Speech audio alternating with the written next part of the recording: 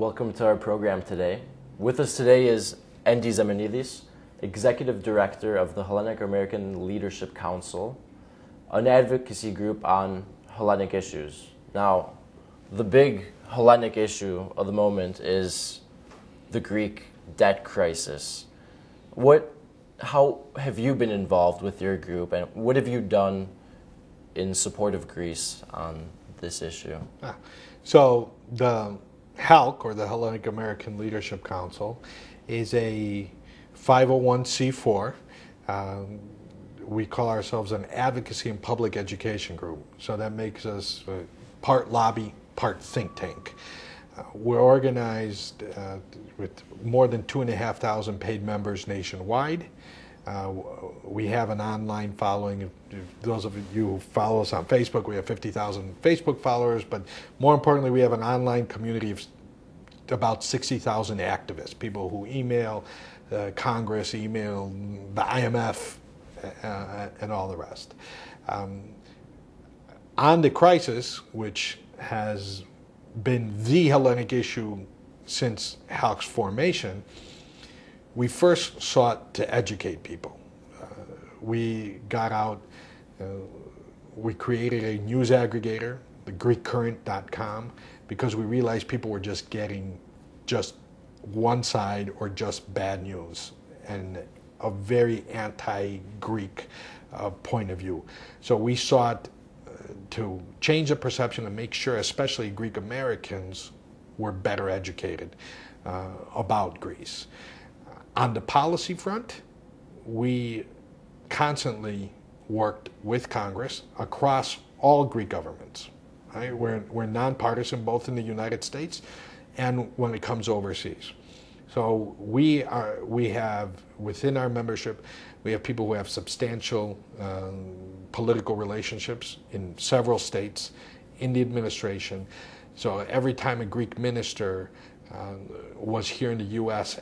asking for aid from Congress or the administration, we were in the middle of helping set up meetings, helping lay the groundwork for successful meetings, taking the same ministers to groups that could help advocate for Greek causes, particularly strong relationships with the American Jewish Committee and the Armenian National Committee of America, both of whom have hosted several Greek ministers at our behest, and pushing legislation or initiatives that could help Greece. Great. So a lot of people are trying to make sense of what's gone on this last month, and even further back to the elections of this new government in Greece, a government that came in with a mandate to fight austerity. And in the last month, we saw that the people reaffirmed that in Greece through the referendum, and then fears of a Greek exit followed, and then finally an agreement. Now, what was the breaking point that got this situation to the point that it was?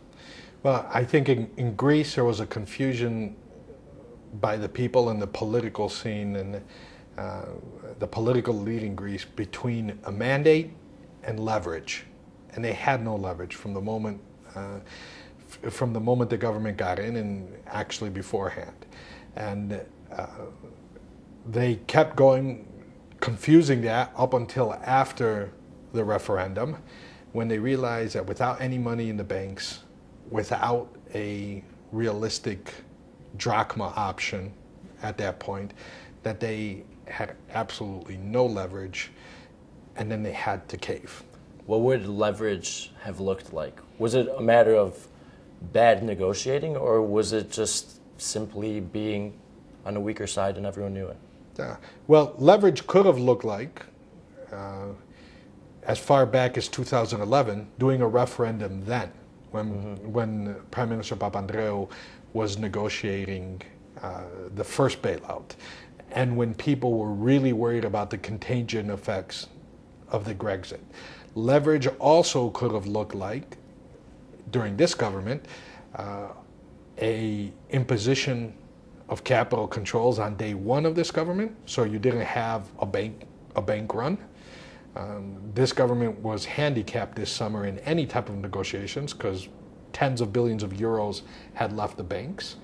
Leverage also could have looked like really educating and convincing the Greek people to be more open to the return of monetary independence.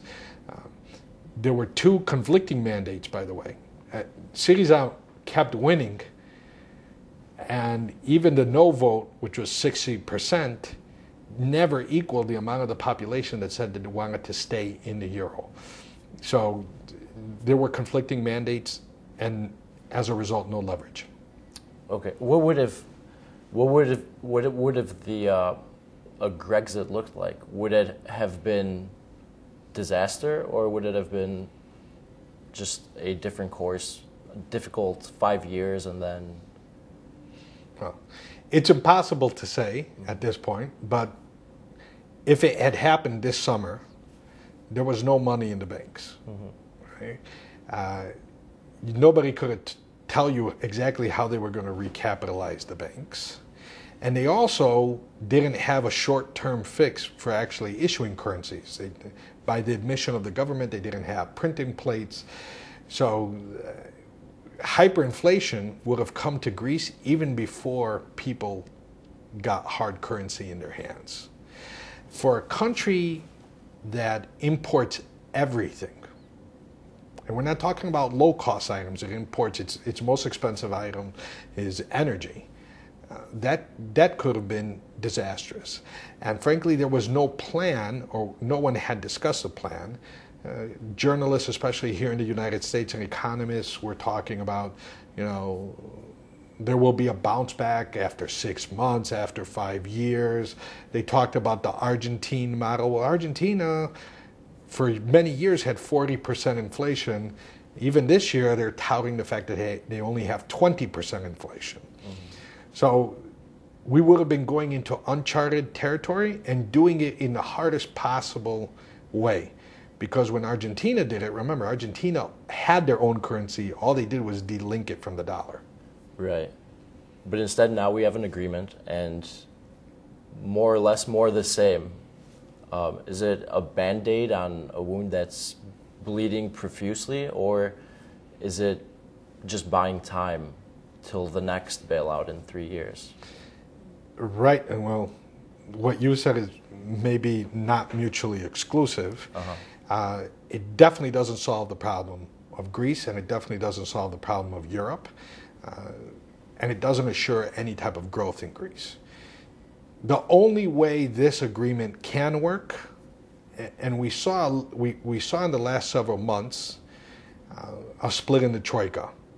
And clearly the United States government, which has been working closely with the diaspora too, starting to be a little more assertive about its influence in the International Monetary Fund. And the U.S., if you remember, President Obama had this much celebrated commentary on Fareed Zakaria back in February that we have to concentrate on growth in Greece and not just squeezing blood from a rock. The U.S.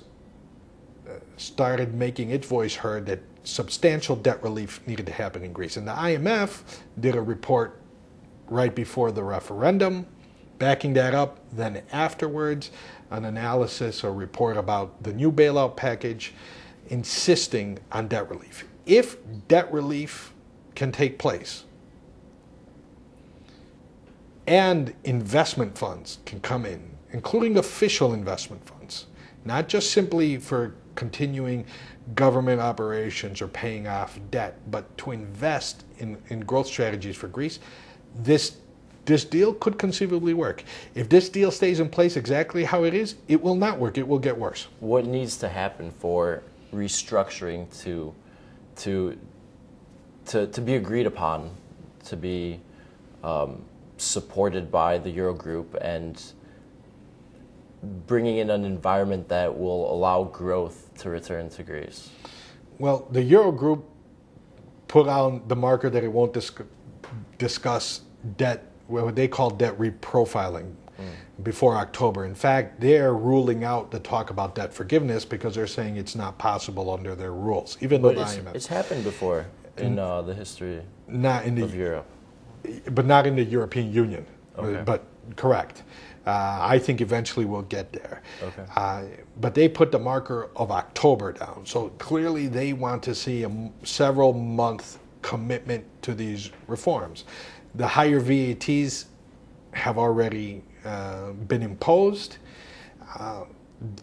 They're going to clearly right now want to see firings from the public sector, because up to now we've kind of fudged those not fudged those numbers, but instead of firing in the public sector, we've shrunk it by not filling retirements. Okay. We've shrunk it by not growing the public sector anymore. And they're probably going to want to see widespread political support for this. Tsipras has only lost a maximum 39 members of parliament on the the first vote on the bailout. Actually, the last vote on the bailout, he regained 3 of those dissenters. But we'll see. Now with everybody projecting early elections, I don't think we see a debt reprofiling before the next set of elections in Greece. Really? And what would those look like? Today, I saw a recent poll from Greece showed that Syriza is still in the lead, far ahead from something like 20 percentage points ahead of the second closest, Nea Demokratia. Why have the people continued to support Syriza, even though this deal was a deal very similar to this one, in fact, probably less harsh than this one, was so firmly rejected by 60% of voters? So if you took anecdotal man on the street interviews, if you judged by social media commentary, the people of Greece really thought that neither Papandreou nor Samaras negotiated hard enough. Now, someone could argue that they just knew they had no leverage, so negotiating as hard as they could did nothing. They felt that Syriza put up a fight. They felt that Tsipras fought to the end. They seemed to accept his statements as sincere. And frankly, in a famous quote by President Obama, when he was running for re-election, you don't judge me against the Almighty, you judge me against the alternative. Well, what's the alternative? Right. New Democracy is basically leaderless. It's in a transitionary period. Potami didn't catch any fire. PASOK is effectively on life support. Kamenos is in the coalition, but also has limited appeal. And Kukue and Golden Dawn are truly fringe parties. Right. In some ways, it must be an affirmation that although the people reject austerity, there's much greater support for staying in the euro, avoiding a Grexit. I think the people are worried, and they'd rather have. I mean, it truly is a situation of the devil you know versus the devil you don't. The uncertainty, especially when you've gone through 5 years of upheaval, and there is no political stability. No matter what the approval rating of the Prime Minister of Syriza and any other party, there is not a tremendous amount of confidence by the Greek people, either in their political leaders or their business leaders. So to add economic uncertainty on top of the political uncertainty, it doesn't seem right now that the nation is psychologically ready for that. Right. Now, the Greek government signed up for more austerity. What does Greece need to help with the humanitarian crisis that has unfolded over the past 5 years? And is there a way that the rest of Europe and perhaps countries outside of Europe, is there any way that could be helped? Yeah, it should be. I actually think this is a failure of both successive Greek governments and of the Greek diaspora, frankly. One, a very easy option, the Greek government should stop talking to us about SAE. And we should never hear about SAE. It cannot possibly do anything good. That ministry or that portfolio should be turned, the minister in charge of overseas Greeks should immediately be turned into a humanitarian portfolio. And we should recall the history of what the diaspora has done for Greece in the past. Here we are in the United States. People forget this, but the earliest of the Greek diaspora, during the Balkan Wars, they outfitted Greek soldiers. They armed Greek soldiers. The first modern Greek Air Force, which was just propeller planes, was bought and sent by Greek Americans. In World War II, the Greek War Relief Fund reduced hunger by nearly 40% by Greek Americans sending food over. There are a lot of worthy humanitarian efforts going. They're not really well organized. They're disjointed, and frankly, they're not being organized in such a way that they can leverage support from even a lot more people, non-Greek people. Greece was in the news, front page news, for a month straight. Right? There should have been a big effort working with other foundations, people who give to the International Red Cross, to get humanitarian aid in Greece. So on that front, even though we haven't announced it yet, and I don't know exactly when this is going to air, we're working with SOS Villages, which is a big international charity, and they're very active in Greece in serving thousands of children and families in need in Greece. And we worked with them that we said we will do a big online grassroots raising, and one of their international donors, who is non-Greek, has committed $50,000 matching grant. This is something that can happen across several charities in a healthcare crisis, food crisis, dealing with the refugees. You know, a lot of those refugees are South Asian.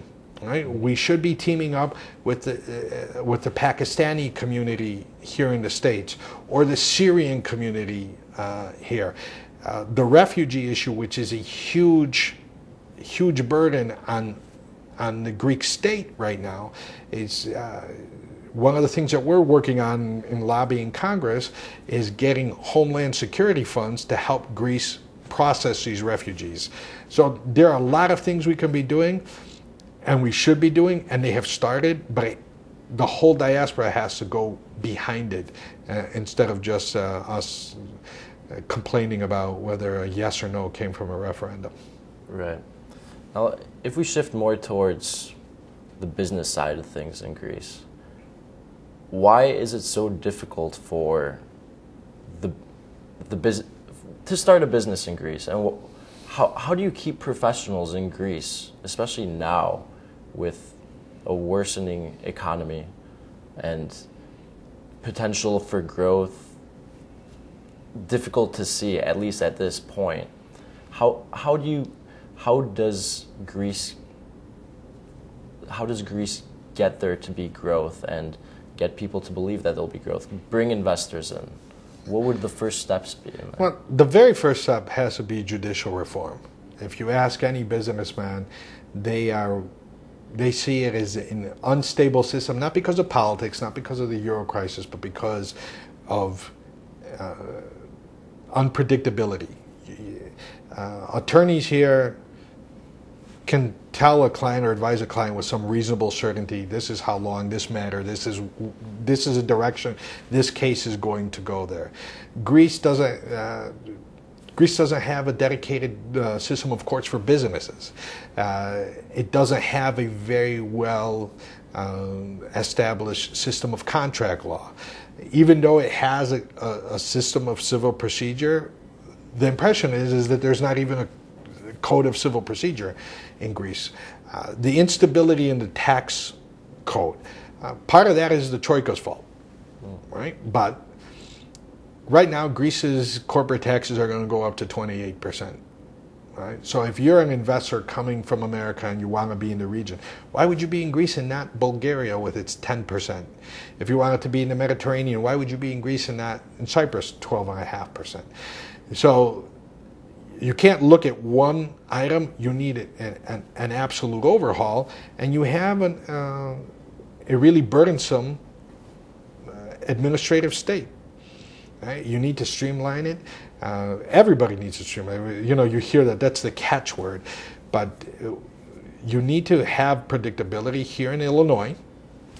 If you were advising someone that you wanted to start an LLC, you know that you can tell them if you pay $600, $500 for the fee and $100 expediting, you can have an LLC in 24 hours in the state of Illinois. Greece needs to be able to have that level of predictability, a level of predictability that you can engage in business online and not wait in line at the ministry. And that level of uncertainty is Greece's biggest disadvantage. Okay. Now, I like the example that you use of the U.S., of Illinois in particular, but in the U.S., you have a state like South Carolina, a weaker economy compared to Illinois. But, you know, for every dollar that someone in South Carolina might pay in federal taxes, they may get 5 back. There's a sort of, and there isn't that a kind of disunity and a sort of lack of enthusiasm, I guess, by taxpayers to support another state in the U.S. Yeah. In Europe, there seems to be a huge fracturing between northern states and southern states that have much more debt and less industry. Why is that? Well, one, the U.S. developed, the history of the U.S. developing was as a national economy. Only the first decade of the U.S. were the states more isolated. And there's also a mentality shift. There are some people in Europe who want a United States of Europe. There are others. The debate over federalism has led... Does Europe need a Fed? A Fed? Yeah. Well, they have. The problem is they have a Fed, but it's controlled by one state right now. Europe may need more federalism, but that's also what we witnessed. What happened in Greece may have killed the federalist movement in Europe. Right. Why would any small state right now surrender more sovereignty to Europe? The bigger problem, going to your idea of transferring, just a wholesale transfer of wealth from north to south, there is zero commitment for that right now in Europe. Right? In fact, given the Northern European not only not transferring cash payments, they have an aversion to inflation. Right. Rightfully so. You know, actually, in Germany, the word inflation will inspire more hives than debt will. Yeah. And if you don't have inflation in Northern Europe making its way down to Southern Europe, you're not. Right now, the way Europe's federalism is going and their lack of economic solidarity, it's not really realistic to think this system will hold. How do you jumpstart an economy, though, that's Greece is in a deep depression that may have exceeded the lowest point that the depression in the 30s in the U.S. reached, and it did exceed it. Yeah, it has exceeded it. A lot of the reason that the U.S. was able to get out of that is because money was pumped into the economy, jobs were created. The federal government took a very easy approach in terms of money stimulating the economy. How do you get out of that sort of deep depression without pumping money into the economy? Well, you're going to have to pump money into the economy. I mean, one of the pieces of positive news during this and policy-wise is Mario Draghi, and when he took over the European Central Bank, he convinced and got a bit of a commitment, not enough, but a bit of a commitment to quantitative easing. Mm-hmm. The problem is they exclude Greece from quantitative easing. So one, you're going to have to allow Greece to be part of the quantitative easing. Two, you're going to have to realize that institutions like the European Investment Bank and all the rest are going to have to pour money into infrastructure spending in Greece. And this is not a catchword, because everybody likes to use infrastructure spending as some magical elixir, but it's not. Greece does need infrastructure spending. Greece needs infrastructure spending for fiber optic cables. You read all these stories about Greek startups, but they don't have the same infrastructure. They can't compete with somebody even on the west side of Chicago in terms of the facilities available to them. Greece needs infrastructure spending to become an energy hub. Right? Azerbaijani gas is going to be coming through Greece. Potentially Russian gas is going to be coming through Greece. And then Greek gas from the Eastern Mediterranean, Aegean, Ionian can be coming through Greece. You need the spending to create pipelines to modernize your LNG facilities. So Greece needs to be put in the quantitative easing program, needs infrastructure spending. And if those things can't be offered by Europe, I don't see how Greece can stay on the euro. Now, a Greek exit was avoided for now. What's the likelihood that the same conversation will be brought up a few months down the line, or a year or two down the line? Is it just a temporary? If the conditions that we just talked about, debt relief, investment, quantitative easing, if those aren't dealt with sooner rather than later, the likelihood is 100%. If all we have is this plan, it's 100%. And what does Southeastern Europe look like if there was, let's say, a Greek exit? What does it look like politically, geopolitically? Is it something that Europe should take more seriously? They should take it more seriously. And in fact, it is upsetting policymakers in Washington, D.C. In the American government and in NATO and in American academia, there is a tremendous worry that Europe is not taking the geopolitical consequences of aGrexit into account. Admiral Stavridis, a proud Greek American who was Supreme Commander of NATO and is now at Tufts University, writes about this regularly. But as I've told people in Congress and the administration, Greece, I think a little too much is made about Greece potentially blackmailing Europe or NATO. Greece has always been a pretty stalwart ally in the Western Alliance. But let's think about aGrexit. And as I said, what happens, imports become very expensive. Mm-hmm. And Greece's most expensive import is energy. And let's take the Iranian deal that just been had. One of the reasons Iran was brought to the table was because Europe and the United States were on the same page on sanctions.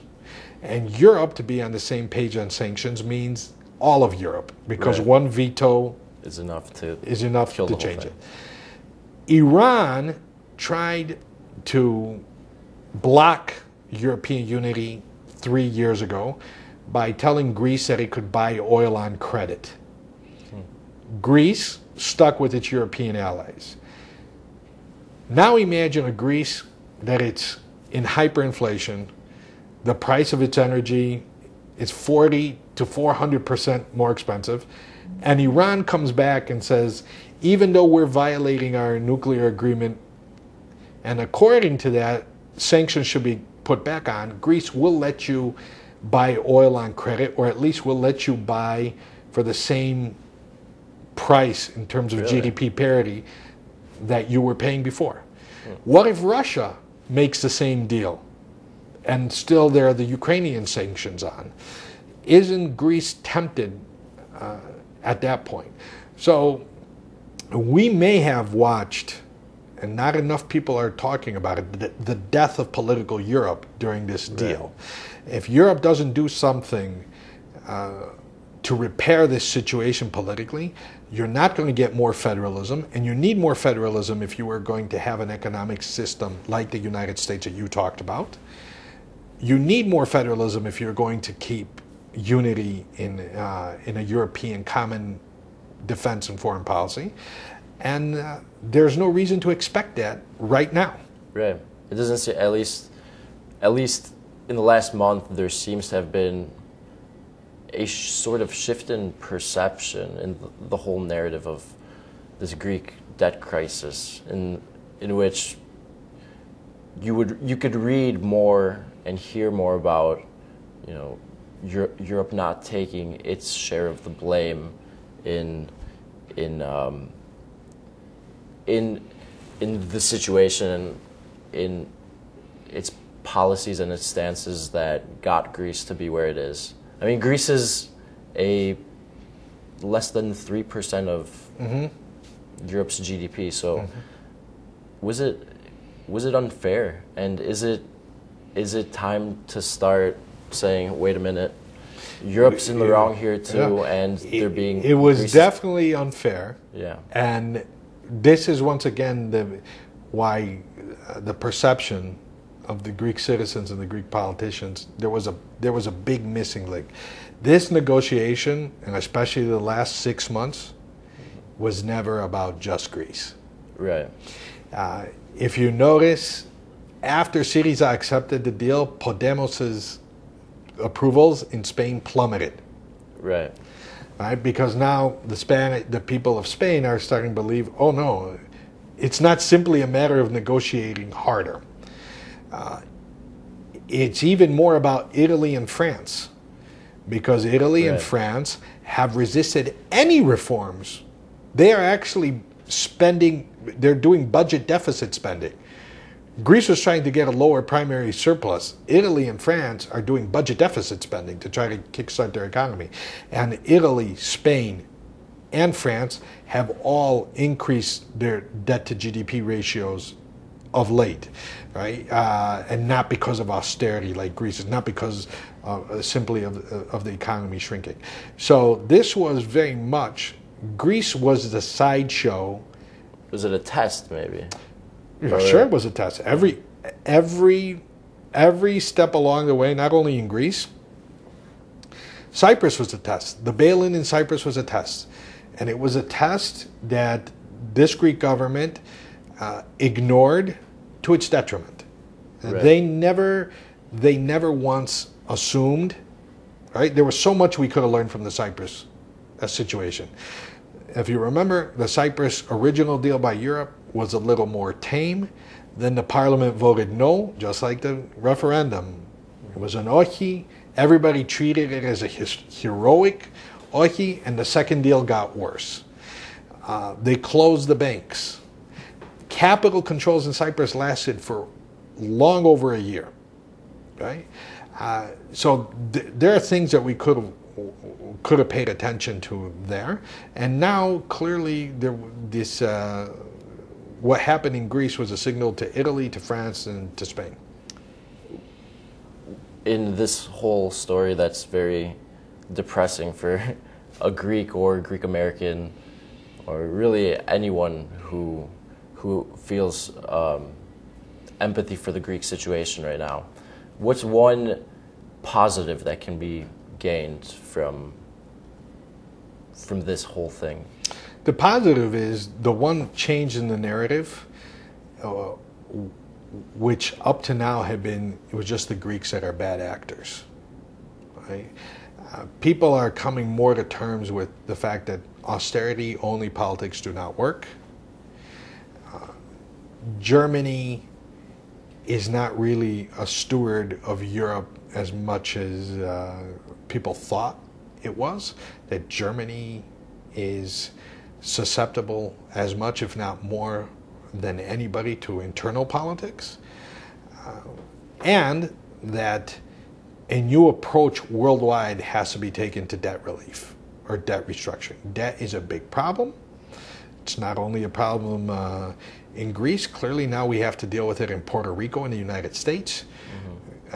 Ukraine is about to become a defaulter on IMF loans.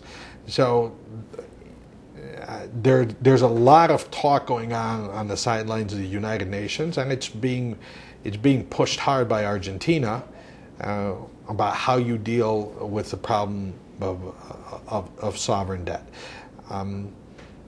And clearly, the U.S. administration is taking a little harder line on a pro-growth strategy worldwide, not only for Greece, for the world.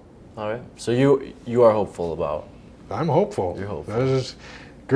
Greece has survived every challenge, and as I've said, the Persians tried multiple times. The Arab Caliphate did. The Ottomans did. The Nazis did. Some of the greatest forces in history have tried to extinguish Greece. None of them have ever happened. The only way the Hellenic identity in Greece is going to be extinguished if we commit mass suicide. So it's up to us not to do that. Ελλάδα ποτέ δεν πεθαίνει. All right. Endy? Thank you. Thank you very much. Endy is Executive Director at the Hellenic American Leadership Council. You can find the group at HellenicLeaders.com online, and keep supporting Greece.